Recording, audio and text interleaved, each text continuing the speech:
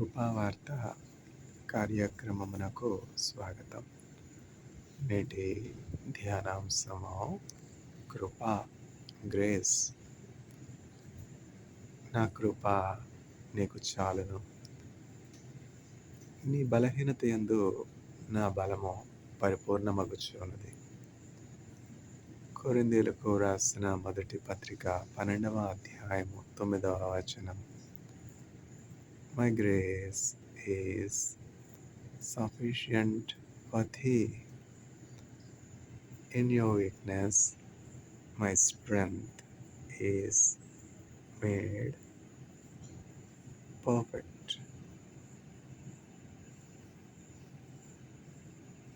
కృపామయుడా, నీలోన నివసింపజేసినందున ఇదిగో నా స్తుతుల సింహాసనం. కృపామయుడా, ఏ అపాయము నా గుడారము సమీపించనీయక, నా మార్గములన్నిటిలో నీవే ఆశ్రయమైనందున కృపామయుడా, ఏ అపాయము నా గుడారము సమీపించనీయక, నా మార్గములన్నిటిలో నీవే ఆశ్రయమైనందున కృపామయుడా,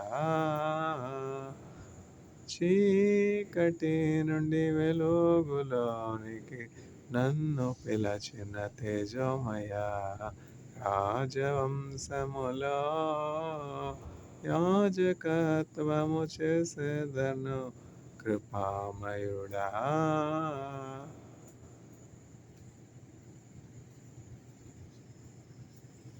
కృప, గ్రేస్.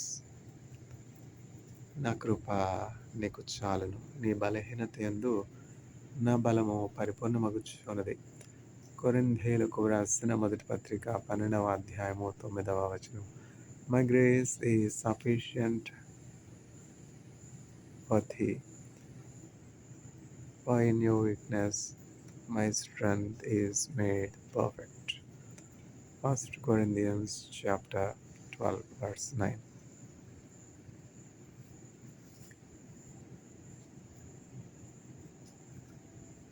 నాకు నీ కృప చాలును ప్రియుడా, నాకు నీ కృప చాలును ప్రియుడా, నాకు నీ కృప చాలును. శ్రమలతో నిండిన నా జీవితములో, శ్రమలతో నిండిన నా జీవితములో నాకు నీ కృప చాలును ప్రియుడా, నాకు నీ కృప చాలును ప్రియుడా, నాకు నీ కృప చాలును. ఆశ్రయించుటకు స్థలమే లేదు, ఆదరణ పొందుటకు మనుష్యులు లేరు. సంపూర్ణ జీవము నీచెడు నాథ, నీవే నా ఆధారము. ఇలలో నీవే నా ఆదరణ, నీవే నా ఆధారము. ఇలలో నీవే నా ఆదరణ, నాకు నీ కృప చాలును ప్రియుడా, నాకు నీ కృప చాలును ప్రియుడా, నాకు నీ కృప చాలును. సింహపు బోనులో పడవేసినను, అగ్ని మధ్యానను ఉంచినను, హృదయము కలవరపడు సమయములో, హృదయము కలవరపడు సమయములో నీవే నా ఆధారము. ఇలలో నీవే నా ఆదరణ, నీవే నా ఆధారము. ఇలలో నీవే నా ఆదరణ, నాకు నీ కృప చాలును ప్రియుడా, నాకు నీ కృప చాలును ప్రియుడా, నాకు నీ కృప చాలును. గ్రేస్, కృప. My grace is sufficient for thee, for in your weakness my strength is made perfect. నా కృప నీకు చాలును, నీ బలహీనత యందు నా బలము పరిపూర్ణమగుచున్నది.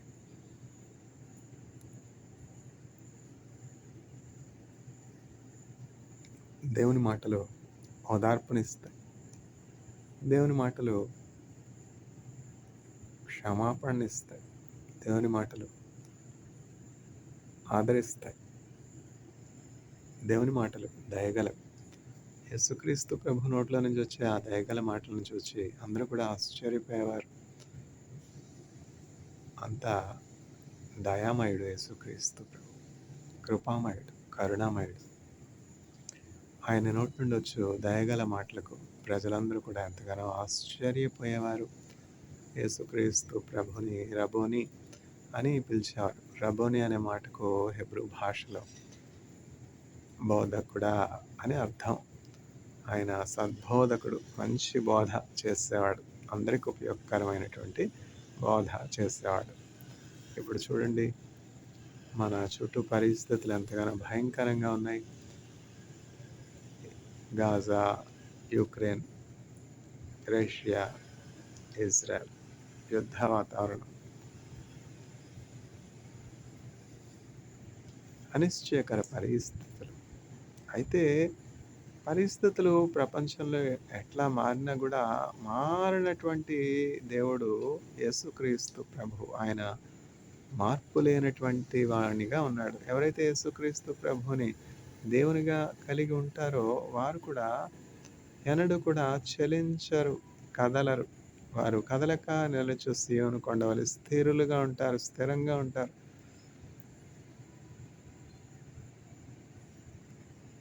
ఎన్నో యుద్ధాలు మనం చూసినప్పటికీ మన ప్రక్కన 1000 మంది, కుడి ప్రక్కన 10,000 మంది పడినా కూడా ఏ అపాయము మీ వద్దకు రానేరదని యేసుక్రీస్తు ప్రభు వాగ్దానం ఇచ్చారు.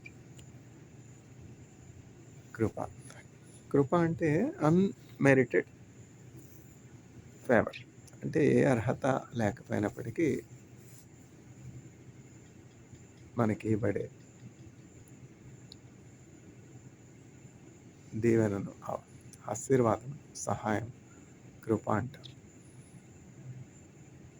వాగ్దానాలన్నీ, బైబిల్ గ్రంథంలో ఉన్నటువంటి వాగ్దానాలన్నీ, స్వస్థతలన్నీ, దీవెనలన్నీ, ఆశీర్వాదాలన్నీ, సమాధానం, శాంతి, పరలోక సంబంధమైనటువంటి నిత్యజీవం, ఇవన్నీ కూడా అబ్రహాము యొక్క బిడ్డల యొక్క స్వాస్థ్యం. ఇజ్రాయేలీల యొక్క స్వాస్థ్యం, ఎన్నుకొనబడిన జనాంగం ఇజ్రాయేల్. అయితే యేసుక్రీస్తు ప్రభునామందు విశ్వాసం ఉంచి వారందరూ కూడా దేవుని యొక్క పిల్లలు అవుతారు కనుక అబ్రహాం యొక్క వారసులుగా వారు ఎంచబడతారు. అందువల్ల మనం దేవుని యొక్క విశ్వాసం ఉంచినప్పుడు యూదులతో కలిసి సమాన వారసులుగా ఉన్నాం. ఎంత ఆధిక్యత! అనాథ బిడ్డలను తమ సొంత బిడ్డలలాగా చూసుకునేవారు ఎంత తక్కువ చెప్పండి. అట్లా దేవునికి స్వకీయ సంపాద్యమైనటువంటి స్వాస్థ్యం యాకోబు. అన్యులందరినీ కూడా యాకోబుతో సమానంగా యేసుక్రీస్తు ప్రభువు చేశారు. అది కృప. నా కృప నీకు చాలును, నీ బలహీనత యందు నా బలము పరిపూర్ణమగుచున్నది అని ఎవరెవరితో చెప్తున్నారు? యేసుక్రీస్తు ప్రభువు. ఆయన కోరుకునేటువంటి, ఎన్నుకునేటువంటి అపోస్తలుడిగా ఉండుటకు పిలువబడినటువంటి పౌలుతో చెప్తా ఉన్నారు. నా కృప నీకు చాలు. ఏ సందర్భంలో చెప్తున్నారు? పౌలు యేసుక్రీస్తు ప్రభుని చూసిన తర్వాత, ఆ వెలుగు చూసిన తర్వాత అంధుడైపోయినాడు. అప్పుడు దేవుడు అననీయ అని ఆయన ప్రవక్తను పంపించి షౌలు ప్రార్థన చేస్తూ ఉన్నాడు. దృష్టిమాంద్యము కలిగినటువంటి వానికి ఉన్నాడు, చూడలేకపోతున్నాడు. అందుకని చెప్పి సౌలు దగ్గరికి వెళ్ళి, అంటే పౌలు షౌలు పౌలుగా మారినాడు. పౌలు దగ్గరికి వెళ్ళి ఆయన కొరకు ప్రార్థన చేయండి, ఆయన నేను స్వస్థపరుస్తానని యేసుక్రీస్తు ప్రభు అననీయ అనే ప్రవక్తను పంపుతున్నారు. చూసారా ప్రార్థనలో ఉన్నటువంటి శక్తి. అననీయ అనే ప్రవక్త పౌలు కొరకు ప్రార్థన చేశాడు. ప్రార్థన చేయగానే పౌలు కనుదృష్టి పొందుకున్నాడు. తదుపరి ఏం జరిగిందంటే ఒకానొక సందర్భంలో పౌలు తన శరీరంలో ఉన్నటువంటి బలహీనతలను బట్టి, ఆ బాధను బట్టి భరించలేక దేవునికి మొరపెడుతున్నాడు, ప్రార్థన చేస్తున్నాడు. ప్రభా, నా దేహంలో ఈ ముళ్ళుంది, నన్ను శోధించుచున్నది, నా దేహంలో ఉన్నటువంటి ముళ్ళు నాకు ఎంతో బాధాకరంగా ఉన్నది అని చెప్పి పౌలు తన కష్టాన్ని దేవుడికి తెలియజేసుకున్నాడు. చూడండి, హెల్త్ ఈజ్ వెల్త్ అంటారు కదా పెద్దవాళ్ళు. కొంచెం శరీరంలో ఏ అవమైనా సరిగ్గా పనిచేయకపోతే ఎంత కష్టం చెప్పండి. కొంచెం బాడీ టెంపరేచర్ పెరిగితే ఎంత కష్టం, జ్వరం కదా, వామిటింగ్స్ ఎంత కష్టం, మోషన్స్ ఎంత కష్టం, టైఫాయిడ్, డయాబెటీస్, హార్ట్ స్ట్రోక్. చూసారా, శరీరం చక్కగా పనిచేస్తున్నంత వరకు బాగానే ఉంటుంది. అందుకని ఏ అవయవమైన ప్రాబ్లం వస్తేనే ఆ కష్టం మనకు తెలుస్తుంది కదా. అట్లా పౌలుకి కష్టం వచ్చింది. కష్టాలు దేవుని ఎరగనటువంటి వారికి వస్తాయా? దేవుణ్ణి ప్రేమించినటువంటి వారికి వస్తాయా? దేవుణ్ణి ప్రేమించే వారికి కష్టాలు ఉండవా? కడగండ్లు ఉండవా? అనారోగ్యం ఉండదా? అట్లా అని కాదు.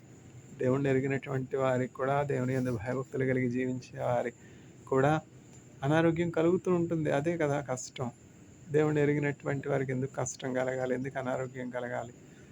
దేవుని యందు భయభక్తులు కలిగినటువంటి వారికి, ఎవరికి ఏ కీడు చేయనటువంటి వారికి, ఎవరికి ఏ హాని తలపెట్టనటువంటి వారికి, అనేకులకు ఉపకారం చేసేవారికి, అనేకులకు సహోదర ప్రేమ, దయ, దాక్షిణ్యాలు చూపించే వారికి ఎందుకు బాధ కలగాలి? ఎందుకంటే మనం పడిపోయినటువంటి లోకంలో ఉంటూ ఉన్నాము. మన పితరులు సాతానుడు చెప్పినటువంటి మాట విని దేవుని విసర్జించి, దేవుని మాటను పెడిచెవిన పెట్టి, మంచి చెడుల వివేకమని ఆ చెట్టు ఫలమని తినటను బట్టి, ఆ పాపములు పడుటను బట్టి, సాతానుడికి చోటిచ్చుటను బట్టి మానవులందరూ కూడా అపవిత్రులైపోయినారు. మానవులందరూ కూడా మహిమను కోల్పోయినారు. చూసారా, మరణం వచ్చింది కదా, మరణం, క్షయత వచ్చింది కదా. మానవులందరూ కూడా ఒకరోజు భోజనం చేయకుండా ఉండడం ఎంత బలహీనత. ఎన్ని రోజులు భోజనం చేయకుండా ఉండగలం? ఇప్పుడు చూడండి, డబ్బు ఒక దేవుడు అయిపోయినాడు. డబ్బు లేకుండా ఏ పని చేయలేం. చూసారా, ఇవన్నీ కౌంటర్ ఫిట్ గాడ్స్ అనమాట. నిజమైనటువంటి దేవుడు యేసుక్రీస్తు ప్రభు. ఎవరైతే ఆయన యందు విశ్వాసం ఇస్తారో ఏ అపాయం కూడా వారికి ఎంత మాత్రం కూడా కలుగా నేరదు. ఇక్కడ మనం పౌలుని చూస్తున్నాం. అంధుడై ఉన్న పరిస్థితిలో ప్రార్థన చేస్తున్నప్పుడు దేవుడు ప్రవక్తను పంపించి, అన్నయ్య నువ్వు వెళ్ళి పౌలు కోసం ప్రార్థన చేయి, నేను పౌలుని ప్రార్థన బట్టి స్వస్థపరుస్తానంటే అట్లా అన్నయ్య వెళ్ళాడు, ప్రార్థన చేశాడు. షౌలుకి దృష్టి భాగ్యం వచ్చింది. దేవునికి స్తోత్రం. తదుపరి ఏం జరుగుతుందంటే పౌలు పరిచర్యలు సాగిపోతున్నాడు, స్వార్థ సాగిపోతున్నాడు, అనేకులకు దేవుని స్వార్థ ప్రకటిస్తున్నాడు. ఇప్పుడంటే మొబైల్ ఫోన్లో వీడియోస్ వచ్చి, యూట్యూబ్స్ వచ్చి, ఎక్కడికి కదలలేకుండానే చక్కగా దేవుని వాక్యాన్ని అనేకులకు అందించగలుగుతున్నాం, బలపరచగలుగుతున్నాం. అయితే పూర్వకాలంలో ఈ వీడియోస్ ఎక్కడున్నాయి? ఈ ఫోన్లు ఎక్కడున్నాయి? మొబైల్ ఫోన్స్ ఎక్కడున్నాయి? యూట్యూబ్లు ఎక్కడున్నాయి చెప్పండి? ఆ communication, chief mode of communication అంటే పర్సన్ టు పర్సన్ ఆ డెలివరీ ఆఫ్ మెసేజ్ అనమాట. అపోస్తలులు ప్రజలకు ప్రకటించినటువంటి ఆ వర్తమానాలే వారి హృదయాల్లో క్రియ చేస్తాయి. పౌలు గొప్ప దైవజనుడిగా ఉన్నాడు, ప్రవచిస్తూ ఉన్నాడు, ప్రకటిస్తూ ఉన్నాడు. తదుపరి ఒకానొక సందర్భంలో ఏం జరిగిందంటే అతని దేహంలో బాధ కలిగింది, దేహంలో అనారోగ్యం కలిగింది. ఆయన శరీరంలో సాతాను యొక్క దూతలాగా ఆయన శోధించడానికి ఒక ముళ్ళు కలిగింది. చూసారా, మనమేమనుకుంటాం, పరిశుద్ధులకి దేవుని యందు భయభక్తులు గల వారికి ఏం అనారోగ్యం కలగదు, ఎవరికైనా ఏమన్నా అనారోగ్యం కలిగితే అది వారి స్వపాపము అని చెప్పి మనం తీర్పు తీర్చేవారం ఉన్నాం. కానీ దేవుడు పాపుల్ని ప్రేమించడానికి వచ్చాడు, కానీ పాపుల్ని శిక్షించడానికి రాలేదు. అపోస్తలుడైనటువంటి పౌలు తన శరీరంలో ముళ్ళు అని చెప్తున్నాడు. అది ఏమిటో తెలియదు, అది క్యాన్సరో తెలియదు, ఇది ఏం అనారోగ్యమో తెలియదు. అయితే తన దేహంలో బాధాకరమైనటువంటి ముళ్ళు ఉన్నది. ఆ ముళ్ళు తొలగిపోవడానికి ముమ్మార్లు యేసు నామములో ప్రార్థన చేశాడు. పౌలేమన్నా సామాన్యుడా? ఎంతో యేసుక్రీస్తు ప్రభు దర్శనాన్ని పొందుకున్నటువంటి గొప్ప ప్రవక్త, గొప్ప అపోస్తలుడు. అయితే యేసుక్రీస్తు ప్రభు ఏమంటున్నారంటే, ఆ ముళ్ళుని తీసేస్తాను, ఆ అనారోగ్యాన్ని తీసేస్తాను, ఆరోగ్యాన్ని ఇస్తానని తక్షణం చెప్పలే. యేసుక్రీస్తు ప్రభు ఏమంటున్నారంటే, నా కృప నీకు చాలును, నీ బలహీనత యందు నా బలము పరిపూర్ణమగుచున్నది. అని చెప్పి చెప్తా ఉన్నారనమాట యేసుక్రీస్తు ప్రభు. Good when God gives not less if he denies. Afflictions are blessings in disguise from the sovereign lord. చూసారా, దేవుడు ఇచ్చాడు అంటే ఒక ఆశీర్వాదం, ఒక స్వస్థత మంచిది. దేవుడు స్వస్థత ఇవ్వకపోయినప్పటికీ కూడా ఇంకా మంచిది. ఎందుకంటే దేహంలో ముళ్ళును బట్టి షౌలు ఎంత మాత్రం కూడా అహంకారానికి కానీ గర్వానికి కానీ చోటు ఇవ్వకుండా ఇంకనూ దేవుని మీద ఆధారపడి అతని యొక్క గమ్యస్థానమైనటువంటి పరలోకం చేరుకొనగలిగాడు, అనేకుల్ని చేర్చగలిగాడు. గర్వం వచ్చిందంటే అతను సాతాను దూత అయిపోతాడు కదా, అనేక ఆత్మల్ని దేవుని సన్నిధికి నడిపించలేడు కదా. సుఖభోగాలు, విశాల మార్గంలో నరకమనేది, ఇరుకు మార్గంలో జీవనది. ఆ ఇరుకు మార్గంలో వెళ్లాల్సినటువంటి అగత్యం విశ్వాసులకు ఎంతైనా ఉంది, ప్రవక్తలకు ఎంతైనా ఉంది, వాక్యోపదేశకులకు ఎంతైనా ఉంది. అందుకనే పౌలు గొప్ప దైవజనుడైపోయినాడు. క్రొత్త నిబంధన గ్రంథంలో ఉన్నటువంటి 27 పుస్తకాల్లో ఎన్ని పుస్తకాలు రాశాడు పౌలు? 14. అతి అధికమైనటువంటి సంఖ్యలో బైబిల్ గ్రంథాల పుస్తకాలు రాసినటువంటి వారిలో ఒకరు పౌలు. Good when God gives, nor less when he denies. Afflictions are blessings in disguise. May the Lord grant the audience faith in Jesus Christ to endure any kind of temptation, any kind of tribulation, so that they will be turned as mighty witness in the days to come. Amen.